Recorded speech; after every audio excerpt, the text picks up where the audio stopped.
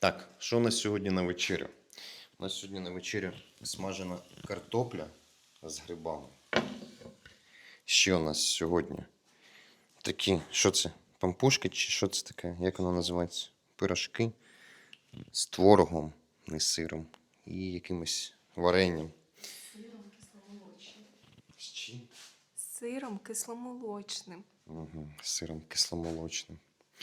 А ще ви мені в минулому відео написали, що я її закальобую і змушую зніматися. Нікого я не змушую. Я тебе змушую зніматися? Да. Чи ти обманюєш? Я не змушую. Я просто вчора спитав, чого вона не хоче, і все.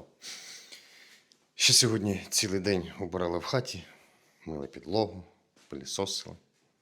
Звісно, не я. Хто робив? Хто убирав в хаті сьогодні? Звісно, ти. Понятно? Так от. І чим ви сьогодні займалися? І що у вас сьогодні на вечерю?